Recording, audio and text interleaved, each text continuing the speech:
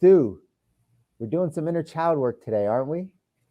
We're going to be talking about it. Inner child work really encompasses so many different exercises and approaches. When does one know, hey, listen, I should move on from the things that I'm doing for myself, and I should seek an expert like yourself to allow me to get to allow me to progress further in my inner child work? If a certain amount of time elapses and you're not seeing results, why not try something different? Why not bring somebody else into your mental world? Today, Stevie punched me in the face. I didn't want to do that. There is actually a part of our brain that in the repetition and you seeing something over and over again, right, that you put out there, it causes your brain to like only see that or attract that thing. It took me like years to finally get myself to consistently journal. But once I did, it was amazing. I don't even know if I would have started had I not had my own coach. Being put into a box as an athlete in high school, like the way for me to, succeed is for me to be this super athlete. I'm gonna go yay, right? For the record, ladies Conflict. and gentlemen, first conflict in the yay or nay segment of the show. Good Life Show does not endorse the response of Mr. Muzan over there. He stands on an island by himself. To all our female listeners, we do not endorse this response. If you can't calm yourself down, how can you visualize the different pathways ahead of you? Get out my brain. No. I'm a coach, bro. That's what I do.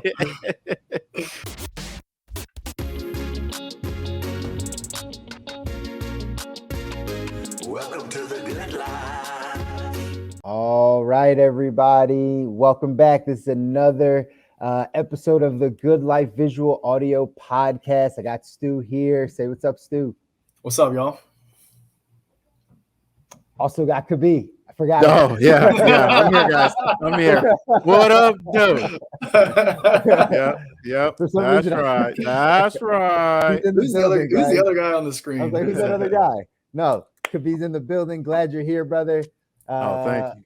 Absolutely. And again, I'm Chris, guys, and we're back diving into another episode of how to design your life with extraordinary health, wealth, and mindset. As always, find us wherever you listen and watch.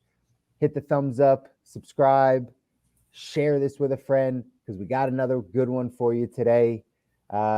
Stu, we're doing some inner child work today, aren't we?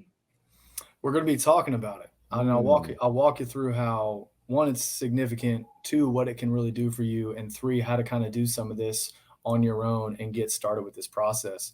That is what we're going to dive into today. But first, we're going to do the client takeaways. So that's something we started last week, and love being able to share these victories, especially over a beat. Let's go. I'll let somebody else wrap it out over that one. Who wants to start with a client victory? I'll jump in. I'll take it away. Always good talking to people about money. And again, I'll keep telling you guys this for this entire month. April is Financial Literacy Month. So a lot of people having a lot of conversations, sitting down with a lot of people. The takeaway and what has resonated over this past week, I probably sat down with 2 or 3 people that really, I remember last time I talked about organization. This time, really what it was an awareness of money, right? Not just the organization part, but the common theme was people weren't aware of how much was going to certain places, like just very basic things around money, right? And it's the awareness of looking at your money. Sometimes when we automate things, right? When we automate things, it's out of sight, out of mind, and it doesn't allow us to really pay attention to the things that are happening or right, our emotions around that money. And so that's what I noticed with a few different clients this week. But that was a big win for all of them as well, because they all got ahas about their spending once they became more aware and actually dove into their numbers and looked at their bank account. So that was a lesson. That's a big takeaway for everybody. Become more aware of your numbers. Become more aware of your money. It's going to help. Love that, Chris. Love that. Awareness is the first step. For the CTM family, for us, one thing I've noticed across the board with each and every client is, and I'm super proud of, is them locking in on the number one key with health, with wealth, with anything in life, I believe. And I'm getting texts like, man, listen, it's all about consistency. I'm starting to feel that. I'm trying to see that. Or I've been up and down in the past, but now I'm really locked in. And even if it's a little bit a day, I'm really attacking it. And it's made a huge difference. So consistency is key. That's something we've seen across the family, and something I'll pass on to you as well. Consistency is, if you have nothing else, have consistency. So. That's good, man. That's good. Amen. Consistency and awareness, two powerful ones. I think those both apply to like the whole entrepreneurial journey of like understanding finances and just kind of growing as a business owner big time. So glad you guys shared those. For me on my end, I've had a couple of clients this week kind of identify that they think their problem is a lack of decision. And they think that the reason behind this is, some type of mindset thing, like a very like logical layer. And what's interesting, and it queued up well for this week with the inner child work piece, is oftentimes there's a lot of like emotional things that are kind of coming up and blocking somebody from being able to make decisions. If you're not able to make a decision because you have a tough time getting in the present moment, calming down your nervous system, and being able to actually understand your emotions, if you can't calm yourself down, how can you visualize the different pathways ahead of you? So I think for me, it was just this interesting series of realizations that maybe there's something deeper that I should be focusing on rather than just trying to force myself into a decision. Yeah. That's awesome. That's good. So I think that really ties to today's topic. So first of all, with inner child work, I want to go ahead and just address what is inner child work. So for those of you that don't know, as Kabi and I were chatting about before we hopped on this live, there are a lot of big buzzwords in the coaching atmosphere, really in all different types of industries. Inner child work really encompasses so many different exercises and approaches. The way I like to look at it is, with each and every one of us, we are a conditioned human being. We have been trained by society, by events in our lives, by our parents, by different, environmental, community factors, narratives, etc. And at some point in time, we weren't conditioned. At some point in time, we were just a playful kid that would walk up to a dog or walk up to a person, just have like no fear in the world, just literally going out there and playing and dreaming, being very intuitive, very emotional. And we often, especially as men, we stop and we get caught up on like, we have to be a certain way. So inner child work for me is getting back to your emotional core. So this is extremely significant because I think a massive thing that's missing from the personal development sphere, as well as the medical community, is understanding the emotional body and how that affects your physical health, as well as just your overall comfort in life. Are you happy with the track you're on? So I think inner child work is particularly useful for those who are struggling with stress management, for those who are struggling with emotional intelligence, alleviating migraines and some symptoms for some common disease, as well as just like learning how to focus and listen, especially if you're not really sure about what decision to make in life. Like understanding your emotional core and how to take care of that and find that comfort is a really big part. Finally, what can you actually do to heal your inner child? This is extremely important because you don't always need a coach to get started on this stuff. Coaching is a luxury item that allows you to get to where you want to go way faster. But if that is not on the table for you right now, some things you can do. You can go for walks with your inner child. That may sound like you taking yourself for a walk as you have a tumultuous kind of inner dialogue going on, encouraging yourself to just speak to yourself as you would a child. So for those of you with a harsh inner critic, that's a really good exercise. Find creative and movement outlets where you can play and relax and really just show your weirdness. Why are you continuously bottling yourself up? What are you afraid of? Allow yourself to let out your emotion. This could be crying, yelling, throwing a tantrum in solitude, or just doing it around someone that you deeply trust and have intimate company. A lot of times as men, we are not allowed to experience our emotions. Allowing yourself to just let it out from time to time in some type of cathartic release through the body. Man, it is amazing what can happen. I've had adult men come back to me after going and doing this, and just all of this shame has been lifted off them as they just let out years of different types of like emotional abuse or things that they've done to themselves or talked about with themselves. So highly recommend finding a way to let it out through your body. And then finally, if you want to find a coach for that, there are specialists that are therapists that deal with trauma. There are coaches that deal with trauma. I've done a lot of this work with myself through coaching and me receiving coaching, but I've also done it with a lot of my clients. So I'm happy to answer any type of questions, but there are some things you can do on your own first. So fellas, I've talked a little bit about what it is, why to do it, how to do it. Curious, what are some of your thoughts, reflections, questions around inner child work? Oh, it's awesome, bro. Awesome. So first of all, shout out my guy Air Doovy. Good to see you on here.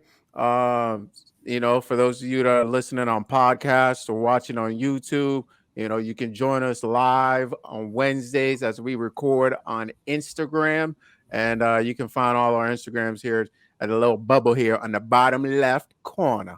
You already know. Just had to throw in my Lil Wayne right there real quick. But I love a lot of what you're saying, man, and I appreciate the framework that you put it in, because if I have to be honest, man, sometimes when I'm on Instagram and I hear inner child work, the packaging that it comes in, I'm like, I'm good. I'm not a female and I'm not blonde. I'm good. Right? Might not be for me, people in my body, we don't do that. Right. So I appreciate the packaging that you put it in. You mentioned a few things that really resonated with me, like coaching is a luxury. There are a few things you can do on your own. It shows the heart that you're coming to this work with, and that you're willing to give and give value rather than just saying, hey, look, come pay me to show you. Let me show you a few things that you can do right off the bat. So appreciate you for that. The piece that resonated with me and probably applies to me in my life is finding two things. One, finding ways to play and relax. I like that quite a bit, and letting out emotions, right? And different ways of letting out emotions. So that's what I'm taking from what you just stated right there. Maybe you should have saved that for the last end right there, but got to give it to them right off the top. So my question for you is, ideally, when does one know, hey, listen, I should move on from the things that I'm doing for myself, and I should seek an expert like yourself to allow me to get to allow me to progress further in my inner child work? Love that question. And I love that question because so many of people that come to work with me have spent months or years of their lives trying to make a shift. And I think that if you have put in the time to listen to the podcasts, to check out the audiobooks, to try some different exercises, do some guided meditations, mess around with journaling, if you have taken the time and tried so hard to not only just execute on these, because I'll be the first one to admit it took me like years to finally get myself to consistently journal. But once I did, it was amazing. I don't even know if I would have started had I not had my own coach. But I think if a certain amount of time elapses and you're not seeing results, why not try something different? Why not bring somebody else into your mental world? It's a very scary thing to do, I think, stereotypically as a man, especially because we are not supposed to let people in. We are supposed to be the stoic warrior protector of the household. But wouldn't you rather be able to take care of yourself? Could you let in a professional? Could you let in a confidant? Maybe it doesn't have to be your partner or your kids. Maybe you do want to protect them from some things so you still feel that leadership role. That's a choice every man has to make for himself. But I think if you allow somebody else to come in and experience your world because you've tried to do it on your own, take that pride away. Open it up. Thank you, brother. Quick, we got a question over here from Air Dewey that I would love to address real quick. Sure. What you got on there, Air Dewey? Go for it. What does my journaling process look like? So I love this question because a lot of the reason why I journal is because I have some type of like tumultuous storm of thought and emotion going on. And for whatever reason, it's not passing. So what I do is I free write. I will simply just write down whatever it is that's happening for me. Sometimes I'll do a gratitude journal, but that hasn't really resonated with me as much. So I will simply title it afternoon, morning, evening journal, put the date, and then I'll just start writing. If I have a writer's block and I can't actually figure out where do I want to tie this storm down and start writing, I'll just write the words like, what is actually going on in my head? Why can I not write anything? And you would be surprised how all of a sudden you begin to just let it out. So it really, you can become your own therapist and coach just by doing some things like that. Man, if I may share my process for that, all right. And Stu, I don't know if it's going to alter what you're saying at all, but he also asked in terms of this inner child work specifically. So if is there anything you want to add along those lines before I share? Yeah, I think if I were to make it specific to a certain modality of healing that I'm trying to do, awareness of the inner workings is a big piece of that. But I simply target, okay, I am living this life. I have been conditioned in these ways. What about my past and childhood may maybe I made some assumptions about who I am and how I'm supposed to operate. What things am I doing that I don't feel comfortable with? What things do I do that I don't really want to be doing? And then I begin to just kind of write out like past experiences. Like what I wonder what could have been some things that I made an assumption because this happened to me when I was 12 and I decided at 12-year-old logic that I was going to act like this for the rest of my life. So I think specifically tying it to your past and events that really stick out in your mind as a negatively charged one, targeting those and figuring out what stories you came up with after the fact that happened.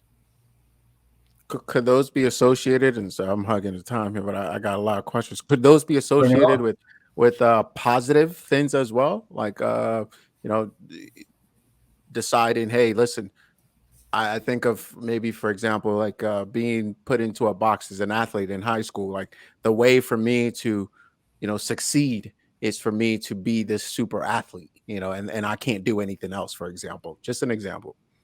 Yeah, I mean, you nailed it. I think another one would be like if you look back on your timeline and there was something that really great that happened, and all of a sudden you built up this really big ego, and you're afraid to let go of that ego. That's a really positive event that maybe has some negative consequences. So you're right; it could be a positive one too. Good call. That.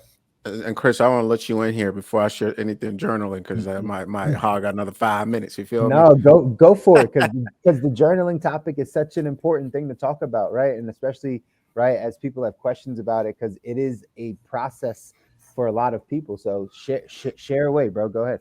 I appreciate that. And for those of you who hear this and maybe it intrigues you, I actually do have a free program on my app that you can join, a 7-day journaling process that help you create this. And I should probably let people know about that a little bit more often because it is free and it is super powerful. Should. Yeah, you probably should. Just throw that out there. Like, oh yeah, by the way, I should probably tell you. Yeah, I should probably help. This could absolutely help you. It's part of my free 2 weeks reset.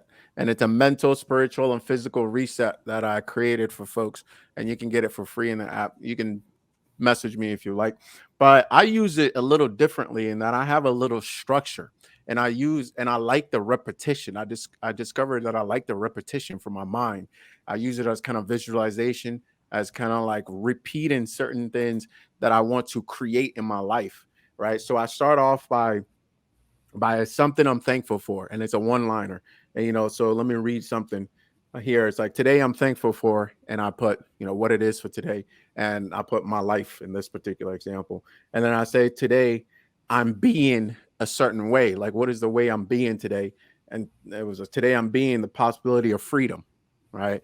And then I have a mission statement that I run with for the year, and I rewrite that. What is that mission statement? And so my mission statement is, I was brought here by my creator for the purpose of healing souls, by practicing the principles of giving, loving, and coaching, right? And then I go into the vision for the year. So vision for 2022 is my vision 2022. I strive to align with my purpose of healing souls with passion, excellence, and pure joy.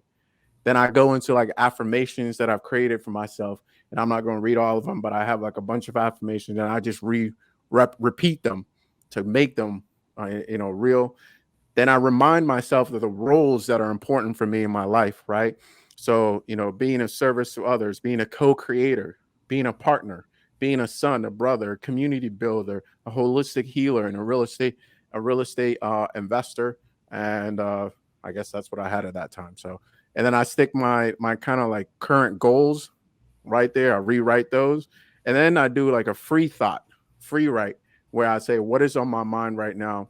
Then I remind myself of like what is the mastering the day process look like for me. What are the three things that I must do today to align with all those goals that I have established? And then if I have any time left, I jot down some more free write. So I repeat this structure, right? And I've been doing a little less recently, but I repeat this structure consistently, and there's a direct result in my life of like how often I go back to this process, and things that I'm able to manifest.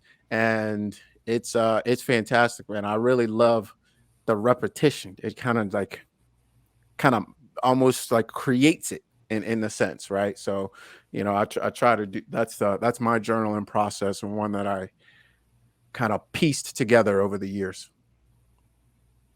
I love that, man. I think the fact that you're going through the same thing. I mean, we already touched on awareness and consistency, and journaling provides both of those things, especially when you take it to that level of structure. Looks like it resonated with Airdoobie quite a bit as well. Um, you said you've developed that over the years. Um, what do you think is your like favorite part of that process? I know they all have different meanings, but for someone just starting off that may not be ready for all that structure, what do you think might be a good starting point for them? Start with whichever one of those resonates with you the most. So I Fair think I answer. started with gratitude, because it was one line. It was easy. It was literally, I know today I'm thankful for my left toe, and then keep it moving, right? And then I moved on to a mission statement. And I spent some weeks constructing my mission statement. Then I moved on to like my values, principles, and vision, right? And again, there's a set of videos that I've created that walks you through that process. So you create it over a period of time, and has that process set up in a span of 7 days, and then you repeat it in the next 7 days to get it ingrained, and then you roll with it. It's actually I get it's part of my coaching process. When I say gut, breath, and movement, to me the gut piece also starts with not just literally uh, juice feasting, but also part of that is journaling, right? Part of that is creating this for yourself, creating a mindset for yourself. So we go through that in the first month or so. That's dope. Stu, quick question on journaling, man. Since we're on the topic, how often do you see people that come to you already start like they're already journaling, and how much do you see people? How much does it affect people once you implement that for them or help them implement that? It is extremely rare that somebody comes to me, and they've already been journaling consistently. I think some people may have like tried it once or twice and wrote it off. I think the most powerful thing that just seems to be a theme for today is journal consistently. It's just like going to the gym or anything else. You can't just have one healthy meal or one gym workout and expect to see results. This will literally change your life. You've got a testimonial from me, and you've got a testimony from Kabir right now. Um, After people have started journaling, anxiety drops so far down. You are able to experience the present moment, because whatever storm, chaos, cloud, electron cloud, however you want to think about, just ravenous thoughts, if you put them down onto paper, you can see and understand them, and there's such a soothing process. And I like the fact that for me, I use journaling as much more of like a self-soothing thing. And I like to just maintain fluidity in how I go about my goals elsewhere. Kabi has a very different method for journaling.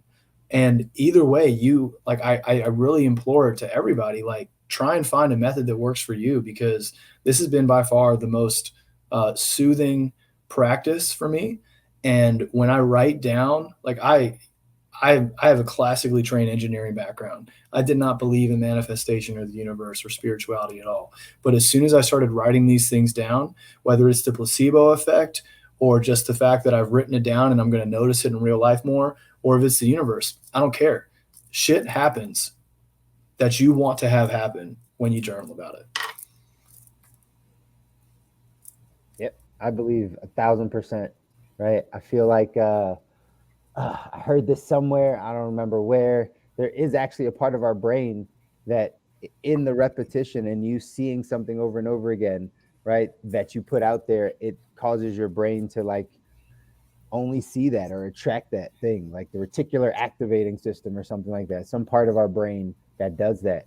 Uh, but that's why, again, this process of journaling is so important, and I'm glad to stay here. I know we're talking inner child work, um, but like this is just important because it's something that I've dabbled and never been consistent in, is journaling. Right? I've never been consistent in slowing down and writing.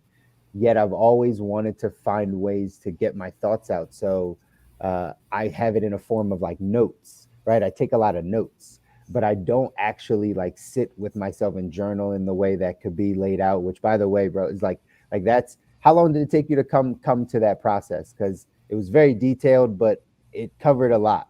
How long did it take you?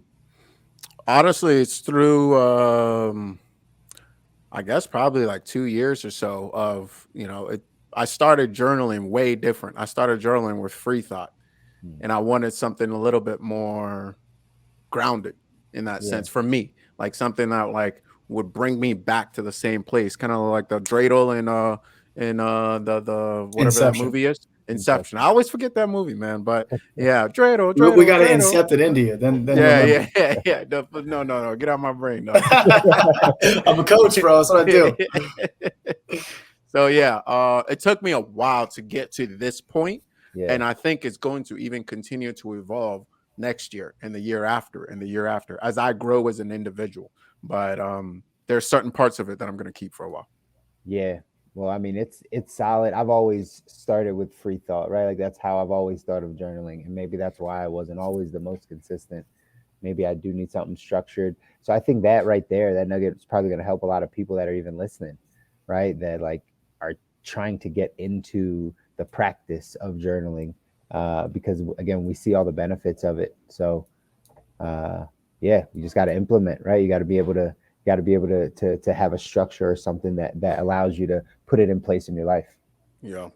I will say this. I definitely agree with Stu. I think you got to find something that works for you. Um, Free write did not work for me for a long time because I would just sit there at times, right? I would just like find myself just sitting there, and I would feel kind of silly. I'd feel like, well, in my head, for my personality, I kind of made a distinction in my brain between diary and journaling, right? Whether true or not, I mean, that's what was happening in my head. And I didn't really want to keep a diary because I didn't want to like just tell the diary what was going on in my life. And today, Stevie punched me in the face. I didn't want to do that, right? That's what it feels like. Yeah.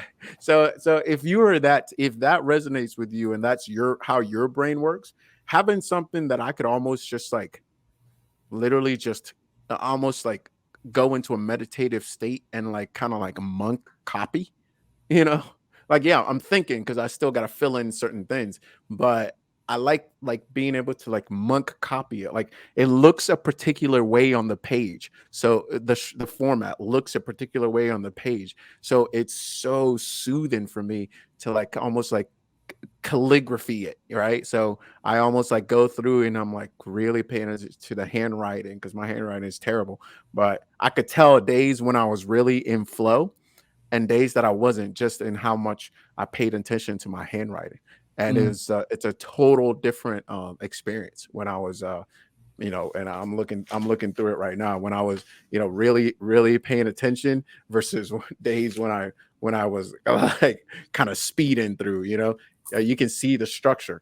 By the way, I also realized my wife got me a new one and I should bust that open soon. Might be a good idea. What I love about that so much is it reminds me of like a gym workout. Like, when you're really on it, like your gym workout is like, or whatever workout, doesn't have to be in the gym. It's just so clean. And then the days when you're like, you know what, I just got to drag myself to this thing because I said I was going to do it.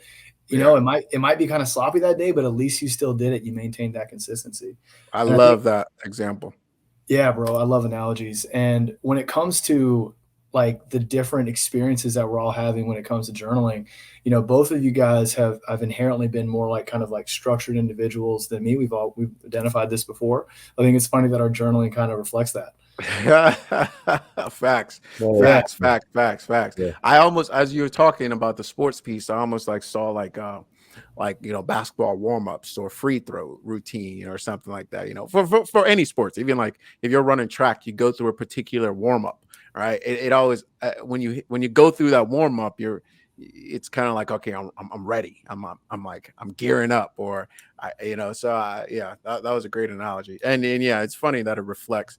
Yeah, the patterns, man, the patterns. The patterns. Yeah, because for me, I'm a very I hate rules. I hate being told what to do. I'm a very intuitive problem solver on the spot. So for me, like having my journaling reflect that, it feels like just like my soul showing up on paper. And Chris, Mr. Consistency. I Yeah. love how this is something that just hasn't really stuck. I think you may find a lot more power in it if you're handwriting it. There's something different about it. I've tried doing it on a computer.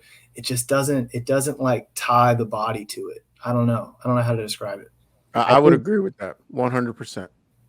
You're probably right. You're probably right, because I've felt the difference when I used to take notes in, right. I mean, we didn't always use this technology. You know what I mean? Like I could think back 5, 6 years ago, everything was in a journal or in a notebook or right legal pad. I still do have legal pads on my desk. Could be you had mentioned something in the Yeah, picture I like took, goodness. right? I got legal pads around. Yeah, how your clients doing, lawyer? Right? Hey, listen, that used to be my notepads like every day, just constantly jotting. So I understand there is a connection. There's like a physical connection between like, writing something down in your brain. Um, but yeah, just having put it together on the journaling side. I think it's something I want to implement though, for sure. And bro, I know you're a man of faith, and your devotion, right? You don't skip those. This is a pretty easy thing to habit stack with that. Right. So that's That's where good. I would, because maybe your structure is you do devotion. That's actually, when I think about it, that's actually where my journaling started, was in as a child in church and Mm, youth group. that makes sense. We would do our daily reading and then write about it. That's where I started journaling. Now that I think about it. That makes sense. That makes sense. I'm actually going to implement that like ASAP. See, this is what you do on Hey, this is what you do on the good life though, right? Like this is it. Like you get information, you implement, right? Like you apply it to your life. If it's good, it's going to take you to where you need to go. You got to apply it right away. It's something, again, I appreciate you guys, because I'm going to implement that like tomorrow. So for sure. That's great to hear, That's bro. right. Pew, pew, pew, pew, So God, we I sound like such want old heads. pew. do we? I don't know. I kind of feel My like I siblings get would think younger and so. younger every time I make these noises. This is that creative free play and that inner child shit we were talking about. Right Let here. her rip. Let her rip. Hell yeah. Right. Let people see you're weird, man. That's what's up. I like it. Chris, I feel like that was a pause moment. I think you just No. Was he thinking Move about on. it? Play. I wasn't Play. thinking Oh, about okay. it, but Play. I'm glad it's rubbing off. I'm glad it's rubbing off. Play. Pause. Play. All right, moving forward here. So Oh, God. to tie it back to answer Air Doobie's question, if you are hoping to understand inner child work, I would do a similar thing to what Kabi just mentioned, where if you are doing a lot of reading and research on the inner child, I would definitely go and write down your reflections and thoughts on what you're finding.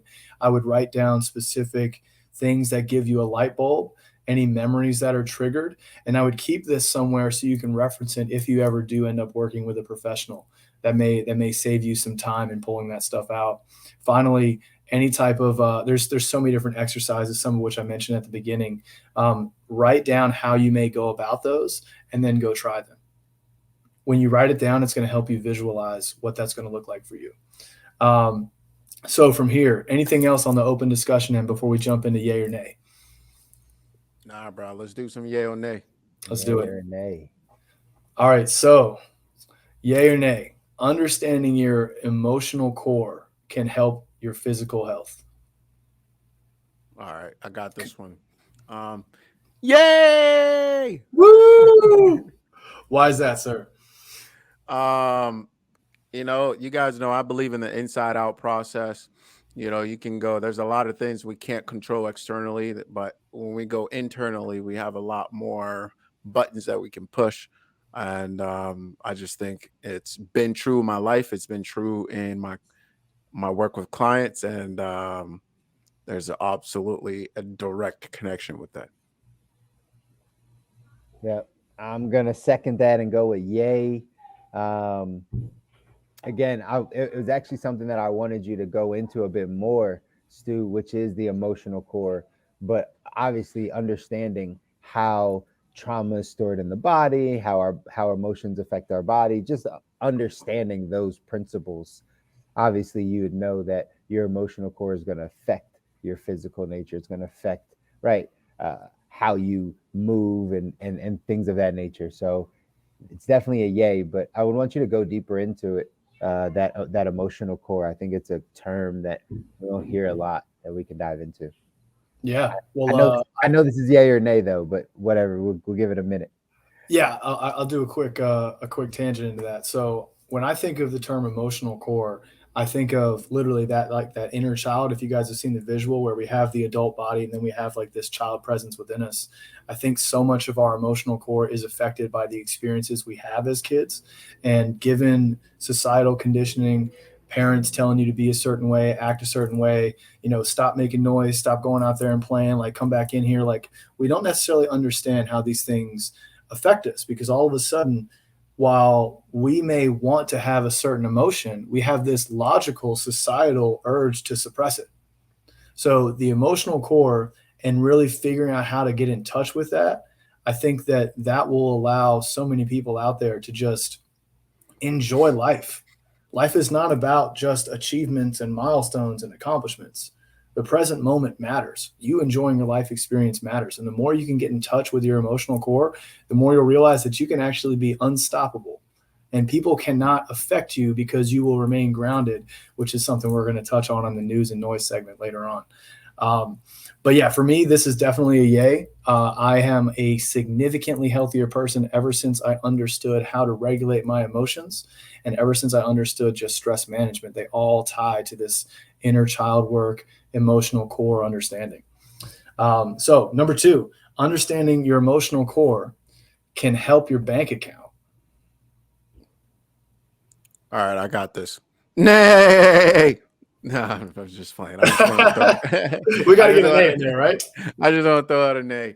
I think absolutely, man. Kind of like a lot of the things that we talk about. Yay! By the way, in case it was unclear, a lot of the things we talk about puts you in alignment. And as I've kind of beat this horse, if you will, dead before, is money ultimately is a derivative of energy. That's what it is. So, yeah, I'll end my answer right there. So it then becomes pretty clear as you go closer and closer to the root. You can get more of the derivatives. Yep, agreed. It's also a yay on my side. You guys know, right? Again, can't control your money, you can't control your emotions, you can't control your money. Right? So anytime you get to that, dealing with the emotional core, dealing with how you operate. But the more you get to that place, right? Like the more you start to understand how your money is connected to your emotional being, your emotional state, how you handle things, how you think of things. So absolutely, it affects your bank account. That's a yay. Total agreement here.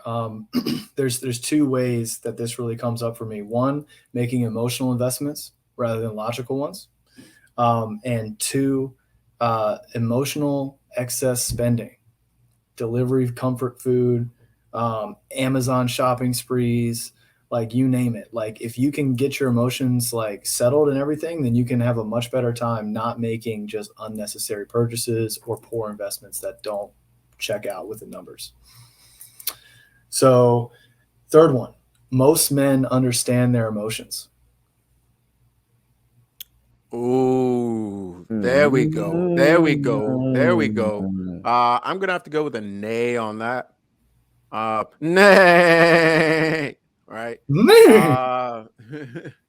And maybe I'm wrong, but I think no. The nay comes from just my experience, being a man and hanging around other men. I think we don't take the time to even examine them for understanding to even be a thing. So whether it's societal, whether it's whatever the cause is, I think that's the outcome, and that it's easier to stuff it, it's easier to ignore it, it's easier to bypass it, it's easier to just not really deal with it than it is to like take a look at it. It's kind of like getting a C and not figuring out what did I get wrong so I can do better next time. It's like, C, let me put it under the bed so mama doesn't see it. So mama doesn't see it, All right, or the girlfriend doesn't see it, or the kids don't see it. You know, it's a right. lot. That's right. It's a little double for y'all. Shout out Jay-Z. Say the question again, Stu. Was it most men understand their emotions? Understand their emotions? Could be you said nay on that. I think I want to lean towards nay, but I'm gonna go yay. Oh, I'm gonna go yay. Right? For the record, ladies conflict. First conflict in the yay or nay segment of the show, which has had Let's a grand total go. of 2 showings. There we go. It's a yay. Most men, I think, do understand what they're feeling and understand their emotions. They might not know how to articulate it, explain it, know where it comes from. But I believe that like a man knows, like, you know, when like you're feeling something, you know your emotions. You just might not know how to explain it. So do they understand it? I think absolutely. I think we do understand it. I think you two understand it. I think any man that's listening to this understands that feeling, that emotion that they're feeling. They just might not know how to categorize it, where it came from, how it got there, maybe how to properly label it. Maybe this is just a thing of words, right? But like, I think we understand it. I welcome this conflict. If I may real quick, Mr. Moves On. Let's go. Mr. Moves On. Let's right? go. I don't understand why I'm suddenly feeling so competitive, right? I don't understand it. Okay. All right. Get the question out. Answer the question, jerk.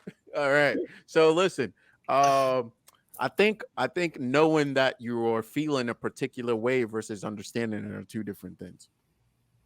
And I'm gonna end it right there. I'm gonna serve that back into your court. Where is that line? What is understanding versus knowing? Is that what we're debating? What's knowing versus understanding?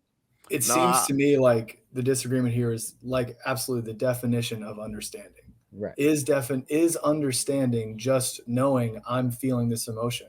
Or is understanding knowing to the level of detail, I am having this emotion because of this reason, and I can articulate it. Right. That's a different level. That's not my definition of understanding. Mine is the first. Maybe I have higher standards, sir. I think you're right. Like if we were to look at just knowing that you're experiencing an emotion and what it is, I'd probably put that at 101. I'd probably put the 202 at knowing why you're having that emotion, and I'd put the 303 at articulating it. That's fair. So for me, I'm talking 303 level, and I'm giving this a big fat nay because of now. Obviously, like I just won that round. Hey, we're not picking favorites, but with the clarification of the 101, I was just thinking on the 101 level for all the men out there. That's all. You're thinking of the 303. We're both right. 2 winners. I think we're gonna have to start like a little like upvote, downvote. Yeah. Let's it sounds like you're in favor of giving the kids a completion medal You know what I mean? We don't do that over here. Yeah, No not everybody wins participation. over here. No participation trophies. None Nah, of them. none of that. The Good Life does not approve of participation trophies. Not at Nah, all. nah. Not at all. So here's my thing on this. I say nay. Most men do not actually understand their emotions, because I do take it to the 303 because I think it's so important and I think it gets so overlooked by the male community, at least from what I've experienced. Now I may be biased. I mean, I'm certainly biased, but I have a small sample size of all the men across the world that I know. Are they a lot of military? A lot of probably athletic minded more so, and then also construction personnel. Now, theoretically, these are more stereotypically, like man's man. Like they don't necessarily embody the feminine nature and the emotional side of their aspects. However, for any man that wants to have a family, that wants to be able to raise healthy children, that wants to be able to enjoy life, I would highly recommend you invest some time and energy into checking out your emotional intelligence, because 101 level, knowing what it is, 202 level, knowing why you're experiencing it, and 303 being able to articulate it, that will allow you to show up in the world to a much, much greater potential. I appreciate you breaking that down, man. All I could think of when you were saying that is a Wrangler jeans commercial and a Ford F-150 commercial as you were describing those. Country music, probably an old computer, a blonde. Man, Yeah, man. My jeans never fit too tight. I keep my bootstraps holding up everything. No. Well, man. I think I like country music, by the way. Yeah, I'm actually not going to the country music festival down the road, and I'm kind of upset about it. That would be a good time. That'd be a good. It would be. I went in November, but it's all good. I'll have to wait. Unless somebody's check this out. I need tickets. Anybody, help me out. All right, last one. Most men can understand and support the emotional needs of their partners. Most. Wow. Most is a strong word, and maybe this will come down to definition again. Not calling out anybody out here. It just might. It just might. But yeah, so I do not believe that most, which I would identify as over 51% of the male population, know how to identify and support their partner's emotional needs. I do not believe so. And again, I think it comes down to the boxes that we're put in to, being allowed to practice those things. If we look at studies with, females growing up and males growing up, I think it's just not something we're well versed in and taught and allowed to deal in. So no, I think maybe over time we learn as we last with partners, but I also think that's besides money and maybe politics or religion. I think that's something that shows up quite a bit in relationships, is being able to do that. And yeah, so that would be a nay from me. Give me so many practice opportunities for this. I'll be the best horse caller. Again, the question is, do most men know how to emotionally support their partners? Right? Correct. I'm gonna hit him with a yay again. Wow. Let's go. All right. What's the one? Wow. Listen, here's why. Here's why it's a yay. And this one I think is a good one. It's because every man, we're talking males, right? We're talking men, right? Every man, majority, raised by a woman to some degree, right? For the most part. Can't say every man, right? But for the most part, had a woman in their life, some type of feminine support or energy, right? Which means we're actually very in tune with understanding how to support someone that is our partner that goes through those things. I blame it on the partners. The partners don't make it easy for the man to know how to emotionally support them, right? It's a two-way street, right? All right, listen. We know how to, because we've had to prove that. Talk about inner child work, right? Like we've proven that as children, as adolescents, like men, like boys normally take care of a female somewhere in their experience of growing up. So we get it emotionally. We get it. Don't let society tell you different, man. You get it. Here's the issue though. The person that you're with might not know how they need to be supported emotionally or need to be loved emotionally. So you're trying to figure out this dance of what's happening and how it works. But we do inherently, most men do inherently know, my opinion, that they actually can support them. Otherwise, they wouldn't get married or be in a long-term relationship if you didn't think you could emotionally support somebody. Could be. Response goes to you. 2 minutes. The Good Life Show does not endorse the response of Mr. Muzan over there. He stands on an island by himself. To all our female listeners, we do not endorse this response. You about to get us in trouble. You about to get us in trouble. That is a valid viewpoint. It is a valid viewpoint. You about to get us in trouble. Listen, you are allowed. We support all opinions on here, but I do not stand with you, sir. Not in this one. I just don't understand. I just don't think, as the theme of the show being, and this is where I got you right here. Okay. The theme of the show oftentimes comes down to being 100% responsible and what? Ownership. So as the person in the relationship, I take ownership and responsibility for how this is turning out. I'm not tossing it over there, right? I'm not throwing it over there. Oh, I got it right, but it's your fault that this ain't going right. You don't know what you want. No. I'm 100% responsible for this. So I need to figure out what it is that you don't even know, right? I take responsibility. So you think us men are just not that tapped in to our emotional core, to the needs of our partner? You think we're just not locked in, like we're just not there? What are we missing? No. See, this is where you and I, that's not necessarily what I'm saying. Where you and I part ways is tossing the responsibility over there, right? I think the responsibility in the relationship is mine. So if it's not working right, I can't control what you're doing, right? I can't control what you got to figure out. You may not know. That's fine. But I take ownership for that. I take responsibility for that. Right? I'm not going to say, hey, listen, you don't know what you want, so it's your fault. No, not on this show. Not in this house. I'm 100% responsible. I take it on me, right, to figure it out. So that's it. That's just where you and I part ways. You know what I'm saying? Where you and I part ways. You know, for the sake of the argument, I understand it. Because we do take ownership, right? You got me on that point, because we do take ownership.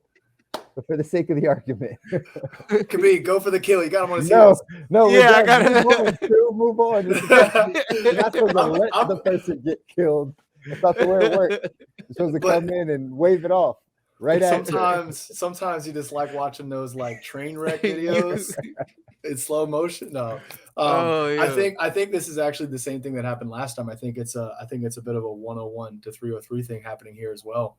I was actually wondering which one of y'all would go coast to coast and like slap the other off stage, but we'll have to say that for another time. I think that. Yeah. I guess a virtual one is just putting that like Zoom high five up. I think my answer on this is a nay, but I'm looking at it from a 303. I think I'm probably not going to be able to pull the 101, 202, 303 out of my ass on this one, but I think the 101 level is, are you able to stand there as a man, as your partner, or as a child, or as another brother of yours is going through some type of emotion? Are you able to recognize that they have a separate emotional center than you? And can you sit there and just be present for them in their experience? That's 101.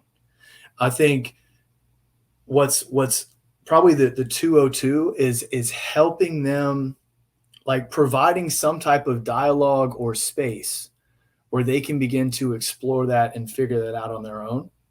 I think 303 is few and far between, where you're actually able to help them and like really point things out that they may not have noticed of potential causes, potential different like things that you may have experienced. And one of the really powerful things about this that I want to tie back to this whole inner child work, the whole understanding your emotional core, is at the one-on-one level. If you are not able to understand your own emotions, it is very difficult to experience high intensity emotions around you without being stirred. So this part is key, because otherwise if she's pissed, you might get pissed. Well, damn, that's not going to help anybody. And that goes for the lady too. Like you said, Chris, it is a two-way street. I'll give you that. You said two-way street. He didn't deflect all the ownership there. He said two-way street. Like being able to understand that if both people get to a high emotional place, it is very difficult to come to an understanding and help figure things out. So the 202 level, like just being able to help them identify what they're experiencing, and 303, help them find like the why and the solution. So I want to go with nay, but I also did not grow up and don't currently live with a group of, what is it, Chris, 4 women? 3 women and a growing woman. Okay, go 3.1. Right. Yeah, but I think we all came from different upbringings, and I think for me personally, based on most of the men that I've encountered, and as well as a lot of the feedback I've gotten from either female clients or just women that I know in my various spheres, they don't feel like men can support them in that way. But I will say, to tie this back to the ownership piece, I do think there's a lot of women out there that try and think that men should have all the responsibility. If there's a man around, he ought to know how to keep me regulated. Ladies, you got to figure that out for yourself as well. So any final comments? Yes. If we both take ownership, I think that's the best way to free ourselves within the relationship. And I love this definition of specifically marriage that I kind of hold dear, is that 2 individuals coming together to free each other from societal expectations, and to allow each other to be their most complete and their most free self within the confines of the relationship, to feel safe. So I say I'm 100% responsible. Bars. I say I'm 100% responsible, knowing that my partner also feels the same way. So it's kind of like one of those trust fall situations where if you lean 4 people and you lean back, we're all going to be sitting in a chair type of situation, because everybody takes it. It's a team situation. Right? We're not pointing fingers. Right? We're not pointing fingers, but we are taking responsibility, even when we know it's not necessarily our fault, right? Even though when we know it's not necessarily our fault. And I think that mentality makes a big difference in a household, in a team, and in relationships. Man, absolutely. Those are some bars too. Bars. For real. Man, this was a great conversation in general. The thing that I didn't get a chance to touch on that I just want to circle back to is that being able to pour out your emotions piece. We touched on that at the very beginning of this thing. I just want to cycle back around to that because that's such an important thing for men in general, right? Yeah, we're debating, right, whether or not, right, men can support, but like in general, just knowing men's health, like emotional health is important, and being able to let out those emotions and cry and yell or scream or like whatever needs to get out is such an important like tool for us to continue to use. And if you understand how to do that, I think over time it helps you connect with your partner or the people around you, because you're more tapped into understanding how to let your emotions go and what that feels like. So it really is that work that we do on ourselves that allows us to do all the connecting with other people as well. 100%. 100%. You got to start inside and go out, right? If you imagine circles within circles within circles, you start with the inner circle, fill that cup, let it overflow, and it's most certainly going to go into the next cup for sure. So I agree with that 100%, bro. Thanks for sharing. Yeah, man.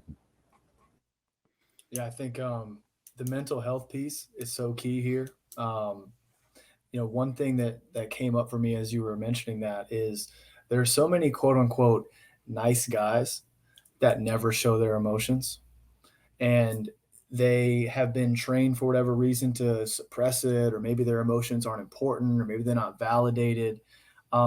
Gentlemen, if you want to really connect with a woman, you have to show your emotions at some level. You have to emotionally connect with her. Like it's important. It's a balancing act. You can't go full crazy, but like for all those people out there that are struggling to actually like find their voice and speak from their chest and get hype and actually like just live your life without the shame associated with somebody actually coming in and viewing your emotions, like this is extremely important, because you may be repressing key parts of yourself your entire life. So my challenge to you is, why don't you try to do some of this work? Why don't you try to put it out there? Because if you don't try, how will you ever know if it's for you? So I think 1000%. so. Final segment, and we'll have to do this quickly as we're approaching the end of the hour here. News or noise? Now, we've all heard about it. The Oscar situation where Chris Rock made a joke about Will Smith's wife. Will Smith goes up, smacks him in the face. So I'm curious, fellas, in let's do 30, 45 seconds or so. Is this news or noise, and why? I will go with news for the specific reason that I think it really, for me, highlighted, wow, I'm not sure how I would behave in that situation. And it allowed me to look into someone else's situation and kind of make up my mind that, you know what, maybe I would be worked up in that in that moment, but is it really worth it? Is it really worth it? And that was the question I kind of walked away with. Is it really worth it for me to behave in that way? And what would I gain in behaving that way? Although my tendency would probably be to lean that way, right? But when I get to see somebody else go through it, has me thinking. I'm not really sure that's how I want to represent myself in public, and I'm not really sure what that does for me in my relationship. But you know, everybody has the right to make some mistakes. Yeah, got it. I would say it's also news, but we're gonna learn something, I think, with all these segments. I'm a contrarian at nature, right? So like whatever somebody says, I'll probably go the opposite, whether I believe it or not. No, I'm joking. But on this one though, I really think it's noise. Actually, I think it's noise. We were talking about it beforehand. Um, I made a joke with my wife when the news noise right first came out, and I was like, man, why are we paying attention to this? People slap people on the street every day, right?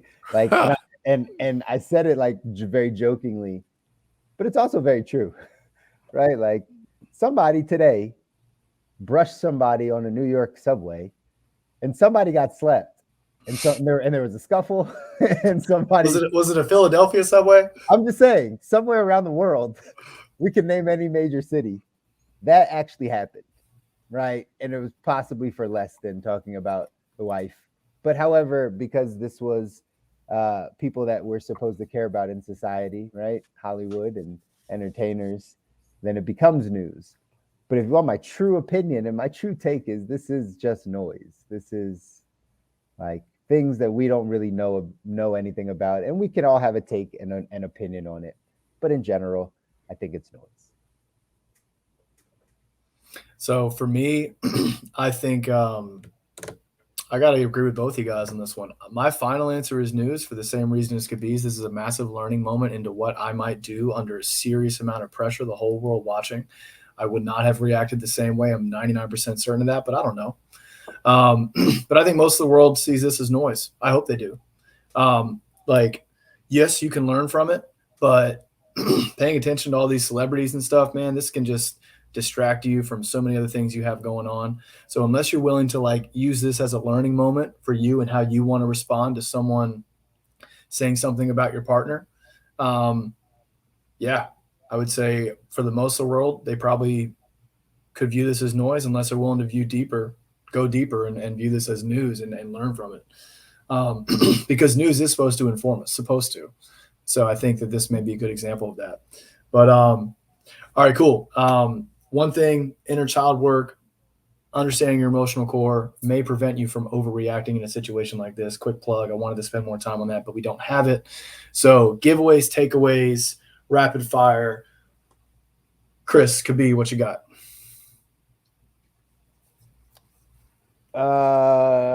Take away this emotional core. We just have to pay more attention, right? We have to get more connected. We have to do more of this work.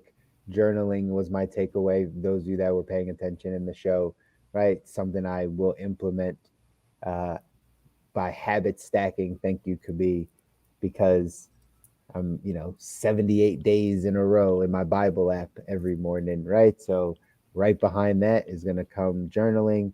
And again, that's how we put these good habits in place. So that was the takeaway today, guys. Yeah, I was, so a giveaway for me would be to tap in and my free journaling program. If you are looking for a way to get started, you can message me and get you on there, get you going. So I've got a giveaway as well. For me, I do free consultations. Anybody that is looking to understand how they may use inner child work or just go about any way of understanding their emotional intelligence so they can show up as more grounded individuals, especially men, or show up in a way to better support the emotional needs of their partners, hit me up. I take these free consultations very seriously. I often go over on the time. It is my intent to give you as much value as possible. So if you don't want to work in a one-on-one format, if you're not ready for that, I'll make sure you have something to walk away with. If you do want to work with somebody and actually understand this over a period of time, I do have 3 and 6 months offerings that I'd be happy to do. I'm actually also considering a group workshop, but I need to hear about the support and the desire to do that because that's not typical for me. But that's my giveaway for today. I want to thank both of you guys for showing up, having some contradictory answers. I love it. And for all the men and women out there, your emotional intelligence, I would like it to be a priority for you because this is your life. This is your time. You deserve to enjoy every single moment that you have on this planet to the best of your ability. So Love it. Love it. Love it. Who's Love it. got All the right. conclusion for today? That's it. That's it. That's it. That's it for us today, guys. If you like what you heard, make sure you subscribe. If you're on YouTube, Spotify, Apple Podcasts, YouTube, smash that like button. Tune in next Monday for another good episode. And make sure, please share this episode with somebody, whether they hate it or love it, because all press is good press. And until next time, keep living a good life. And we out of here, baby.